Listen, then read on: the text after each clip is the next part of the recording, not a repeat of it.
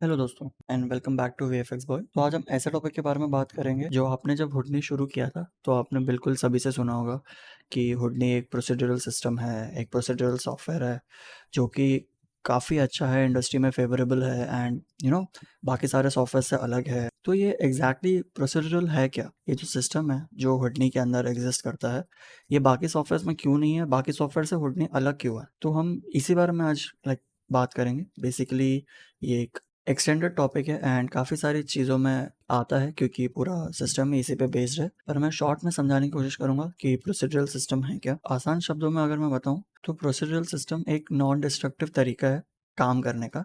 Basically दूसरे software में कैसा होता है, जैसे मैक्स, माया या जो भी है, आप अपना एक चेन ऑफ सिस्टम बना लेते हैं एंड उसको जब आप रन करते हैं तो वो एक सीमलेस तरीके से रन होता है। अगर मैं बीच में से कोई चीज़ें निकाल दूं, आपको दोबारा सिम करना पड़ेगा एंड वो काम नहीं करेगा। तो प्रोसीड्यूरल में क्या होता है कि इंस्टेड ऑफ मैन्युअली एडिंग एक एक चीज़, एक एक स्टेप, आप एक सेट ऑफ ऑपरेशंस डिफाइन करते हो जो ऑटोमेटिकली आपके टास्क आपके पैरामीटर्स पे या इनपुट वैल्यू पे वो ऑटोमेटिकली क्रिएट कर लेता है। तो उसमें क्या होता है कि ये इस मेथड में प्रोडक्शन में काफ़ी स्पीड अप होती है, चीज़ें ईजियर हो जाता है कि आप कुछ भी बीच में एडजस्ट करो एंड सारा टास्क आपको रीडू नहीं करना पड़ेगा, वो ऑटोमेटिकली एडजस्ट कर लेगा एंड आपको आउटपुट देगा। यूजुअली दूसरे सॉफ्टवेयर में कैसा होता है कि आपने अगर एक पाइपलाइन बनाया है या आपने एक नोड बनाया है जिसमें आपको फाइनल आउटपुट मिल रहा है, आप बीच में से उसको कुछ छेड़ नहीं सकते क्योंकि अगर आपने उसने छेड़ा तो वो चीज़ काम ही नहीं करेगी। पर हुडनी में ऐसा नहीं होता, आप बीच में कहीं से भी ट्रांसफॉर्म चेंज कर सकते हो, शेप चेंज कर सकते हो या डेटा सेट चेंज कर सकते हो। कभी कभी इश्यूज आते हैं कि आप ज़्यादा प्रोसीड्यूरल भी होते हो तो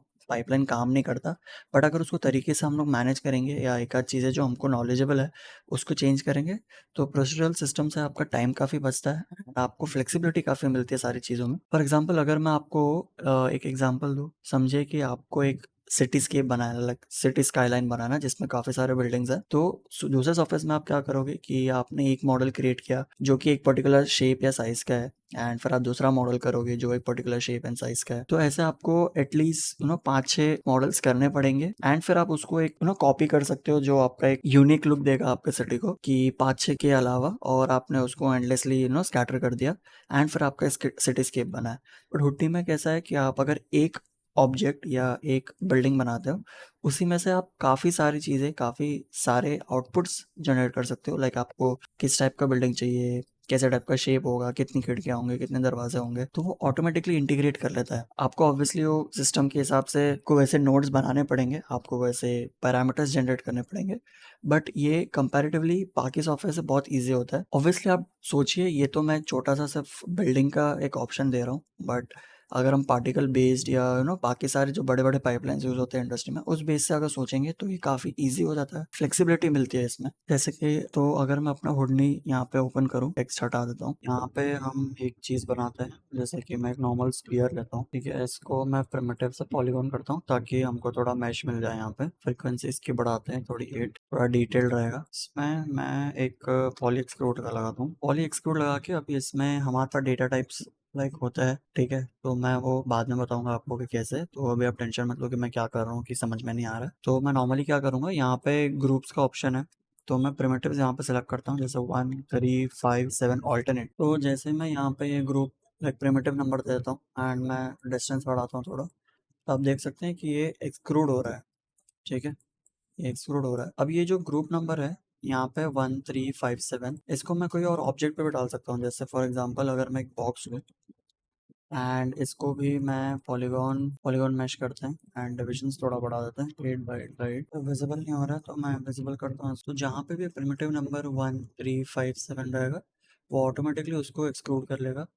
अब चांसेस ये है कि अगर प्रोसीड्यूरल आपको पूरा तरीके से बनाना हो तो डिस्ट्रक्टिव भी बन सकता है ये बहुत इजीली। जैसे मैं अगर इसके डिविजन्स बढ़ा दूं तो ये हर बार हमको एक अलग आउटपुट देगा और ये भी इशू हो सकता है प्रोसीड्यूरल ज़्यादा बनाने पर। तो आपको एक एक्चुअल सिस्टम बनाना पड़ेगा ध्यान देके, तब भी वो वर्क करेगा, वरना ये डिस्ट्रक्टिव भी बन सकता है। तो इसके लिए मैं क्या करूँगा कि अभी फॉर एग्जाम्पल मैं हमेशा इसमें डिटेल्स ऐड कर सकता हूँ या इसके साइजेस चेंज कर सकता हूँ। तो उसको नॉन डिस्ट्रक्टिव वे से करने के लिए, अब जैसे फॉर एग्जाम्पल मैं एक और बॉक्स लेता हूँ एंड इसको थोड़ा ट्रांसफॉर्म करते हैं इस तरह। ये है यहाँ पे एग्जिस्ट करता है लेकिन दिख नहीं रहा क्योंकि हम इस पर विजिबल नहीं कर रहे।